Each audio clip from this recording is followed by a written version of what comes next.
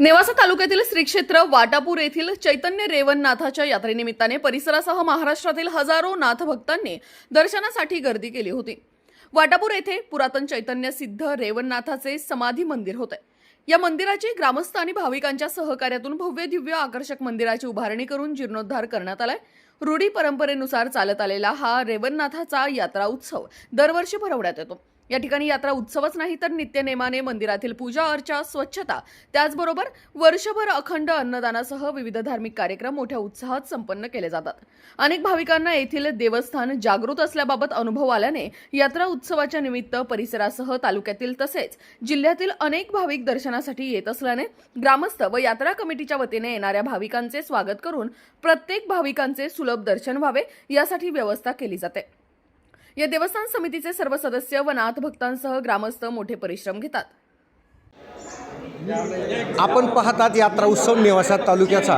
आज आपण आलो आहोत वाटापूर या ठिकाणी चैतन्य रेवणनाथ महाराजांचा समाधी या ठिकाणी आहे आणि अतिशय पुरातन जागृत असं देवस्थान हे असल्यामुळं या परिसरामध्ये असलेले भाविक तसेच महाराष्ट्रातून असलेले भाविक यात्रानिमित्त असेल किंवा इतर कार्यक्रमाच्या निमित्तानं निश्चितच या ठिकाणी येत असतात। या ठिकाणी अनेक गावांमध्ये आपण बघितलं मंदिरं बांधली जातात, परंतु त्या मंदिराचं पावित्र्य, त्या ठिकाणची असलेली पूजा अर्चा, स्वच्छता, साफस्वच्छता ही केली जात नाही। परंतु या वाटापूरचं या देवस्थानचं रोजचं नित्यनेमाने होणारी महापूजा असती, आरती असती, साफ स्वच्छता सर्व अतिशय नीटनेटक्याप्रमाणे वर्षभर या ठिकाणी केली जाते आणि वर्षभर हे विविध कार्यक्रम या ठिकाणी या मंदिरात आयोजित केले जातात। या ठिकाणी माझ्यासोबत काही ग्रामस्थ नाथभक्त आहेत।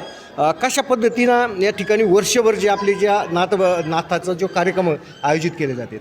अलक निरंजन आदेश या ठिकाणी श्री क्षेत्र वाटापूर तालुका नेवासा जिल्हा अहिल्यानगर या ठिकाणी ओम चैतन्य सिद्ध रेवणनाथ महाराजांची समाधी आहे आणि परिसरामधून लाखो हजारो भाविक भक्त बाबांच्या दर्शनाला येतात। आणि तुम्ही विचारलं या ठिकाणी वर्षभरचे कार्यक्रम, या ठिकाणी धर्मनाथ बीज असते आणि धर्मनाथ बीजेच्या निमित्तानं या ठिकाणी नवनाथ ग्रंथ पारायण होतं। राहण्याची जेवणाची या ठिकाणी व्यवस्था हे मंडळ करत असतं आणि या ठिकाणी श्रावण महिन्यामध्ये जवळजवळ 2.5 ते 3 क्विंटल खिचडी लागते आणि संध्याकाळी महाप्रसाद म्हणून 7 ते 8 पोत्याचा भंडारा या ठिकाणी होतो। श्रावण महिन्यामध्ये जे जे भाविक आहे लांबून लांबून येऊन या ठिकाणी रेवणनाथ बाबांचे उत्सव या ठिकाणी साजरा करतात। काहींचा नवस असतो, काहींना मुलं होत नसेल तर रेवणनाथ बाबांची उदी घेतल्यानंतर, तीर्थ घेतल्यानंतर अशा आमच्या जवळजवळ 50 ते 60 महिलांना या ठिकाणी अनुभव आलेला आहे। नवसाला पावणारा ओम चैतन्य सिद्ध रेवणनाथ श्री क्षेत्र वाटापूरला आहे आणि येणारे भाविक भक्त खुश होतात आणि या ठिकाणी भंडारा होतो। आमच्या गावातील तरुण मंडळ या ठिकाणी जागृत आहे आणि साहेब तुम्हाला आवर्जून सांगतो, आम्ही दररोज 3 मुलं झाडण्याकरिता या ठिकाणी यादी केलेली आहे। 30 ते 90 मुलांची या ठिकाणी यादी आहे आणि 30 मुलं या ठिकाणी दररोज महिन्याला नैवेद्य घेऊन येतात आणि या ठिकाणी अखंड ज्योत या मंदिरामध्ये चालू आहे। आपणही या आणि रेवणनाथ महाराजांचं दर्शन घ्या। अलक निरंजन आदेश। तर हा यात्रा उत्सव कशा पद्धतीनं आणि कधी भरवला जातो?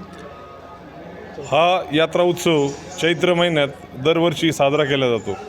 नेहमीप्रमाणे आम्ही सोमवार हा दिवस महत्त्वाचा मानला जातो। सोमवारची आणि मंगळवारची 2 दिवस यात्रा असते, पण त्या अगोदर एक आठवडाभर जो येणारा सोमवारी हनुमान जयंती झाल्यानंतर येणाऱ्या सोमवारी आमची यात्रा असती।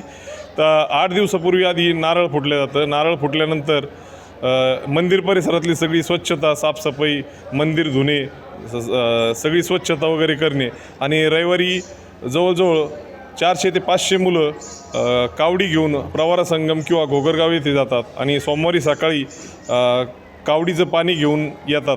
कावड इथं मिरवणूक होती। कावड मिरवणूक झाल्यानंतर देवाला पाणी वाहिलं जातं। कावड मिरवणूक ही मोठ्या उत्साहात साजरा केली जाते आणि रविवारी रात्री आधी जागर होतो।